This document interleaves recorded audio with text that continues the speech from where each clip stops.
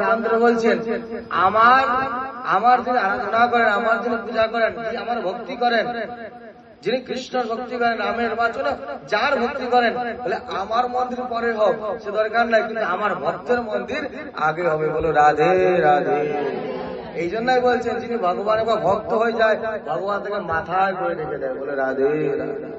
ভক্ত বৈষ্ণবের হৃদয়ে সদা গোবিন্দ বিশ্রাম, গোবিন্দ কহেন মম বৈষ্ণব পরা। গঙ্গার দর্শ হয় পশ্চাতে পাবন, আর দর্শনে পবিত্র করো এই তোমার গুণ। বলো রাধে রাধে। বলে গঙ্গা, বলে গঙ্গায় যাবে কোথায়? গঙ্গা কলকাতায় আছে। হ্যাঁ, কলকাতায় এখানে টিকিট করে যাবে, তারপরে যাওয়ার পরে সেই স্টেশন থেকে গঙ্গা ঘাটে যাবে, বস্ত্রগুলো কিনারে রাখবে, স্নান যখন গঙ্গায় নামবে তখন তুমি শুদ্ধ পবিত্রতা হবে। হরিদ্বারে গঙ্গা আছে, কলকাতায় আছে গঙ্গা, অনেক জায়গায় গঙ্গা আছে, বেনারস কাশীতে আছে। সেইখানে যাবে, স্নান করবে, তারপরে তুমি পবিত্রতা হবে। আর শাস্ত্রে কি বলছেন? বলে গঙ্গারও পরশ হয় পশ্চাতে পাবন। পরশ মানে স্পর্শ করলে তুমি পবিত্রতা হবে, শুদ্ধ হবে, তোমার পাপ ধরে যাবে। আর কি বলছেন? বলে বৈষ্ণব দর্শনে গঙ্গারও পরশ হয় পশ্চাতে পাবন, আর তোমারও দর্শনে হয়, আর দর্শনে পবিত্র করো এই তোমার গুণ। বলো রাধে রাধে। আর বৈষ্ণব দর্শন মাত্র, এই যে তিলক শিখা বৈষ্ণব ভেষভূষা দর্শন মাত্রই কি হবে?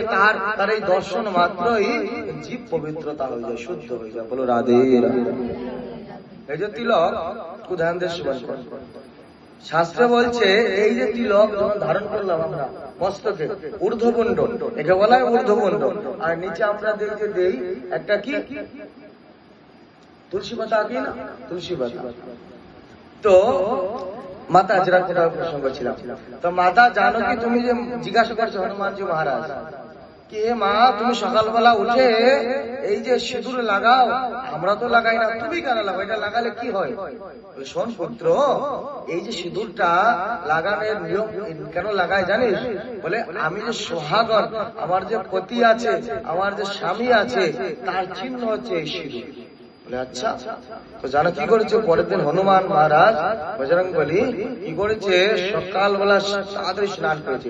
তুমি তো হনুমানজি 3টা-4টা সময় উঠেও পারে, রাম রাম রাম সারাদিন তার জপ চলছে। এবার স্নান টান করে কি করেছে? কোথা থেকে সিঁদুর নিয়েছে, সারা গায়ে লাগিয়ে দিয়েছে। বলে মাতা বলছে, মাতা জানকী যদি একটু সিঁদুর লাগিয়ে যদি রামচন্দ্রের এত প্রিয় হয়ে যায়, এত তার দাসী হয়ে যাবে, এত তার আদরের পাত্র হয়ে যায়, তাহলে আমি তো পুরো গায়ে লাগাইনি, আমি রামচন্দ্রের আরো প্রিয় পাত্র হয়ে যাবো। রাধে রাধে।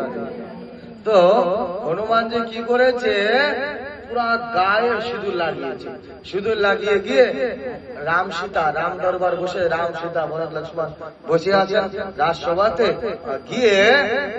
গিয়ে হনুমানজি মহারাজ সেই সিঁদুর লাগিয়ে প্রণাম করছে। কি বলছে? জয় শ্রীরাম বলে প্রণাম করছে। যেমন রামজি করে দেখছে, দেখতে বলছে, হে হনুমান, এক তোমার কোন রূপ? না প্রভু, আজকে আমি কালকে আমি মায়ের কাছে শুনে নিয়েছি। বলে কি বলছে? বলে মা দেখো সকালবেলা স্নান করে উঠে এই সিঁদুর লাগায়। তো সিঁদুর লাগায় যখন, তুমি মাকে খুব ভালোবাসো, তো মা তোমার খুব প্রিয়, হ্যাঁ, আর তুমি সিঁদুর লাগালে পুরো প্রসন্ন হও, তো মা তো একটু মনে লাগায়, তো দেখো মা তোমার প্রসন্নের জন্য পুরো বডিতেই লাগিয়ে দিয়েছে। বলো রাধে রাধে। সেই দিন থেকে হনুমানজির কি এক নাম হয়েছে জানো?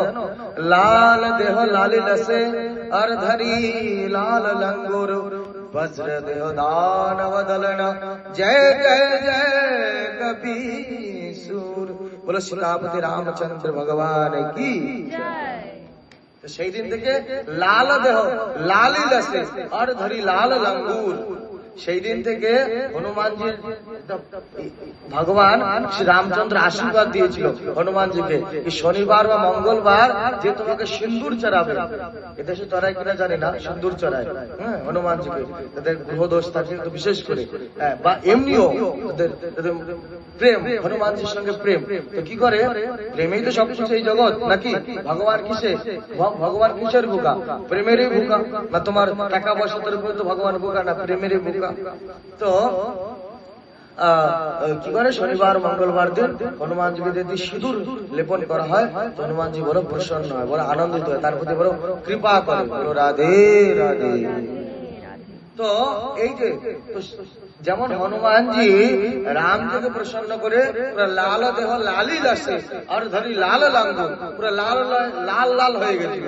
তো তদ্রূপ আমরা এই যে কপালে যে এই যে তিলক ধারণ করছি, এটা তিলক নয়, এইটা আমরা যে সোহাগন, আমাদের পতি আছে কে কে আমাদের পতিকে গোবিন্দ গোপাল শ্রীকৃষ্ণ, এই আমাদের পতি, তিনি আমাদের স্বামী আছেন। তো এই জন্য আমাদের কি করছি, আমাদের সিঁদুর লাগে, এটা আমাদের সিঁদুর। বলো রাধে রাধে। তোমরা যেন পতি থাকলে সিঁদুর ধারণ করো, তো আমাদেরও পতি আছে, এই যে লাগে পরমপতি জগৎপতি জগন্নাথ, তিনি সে জগন্নাথের জন্য আমরাও এই ধারণ করেছি।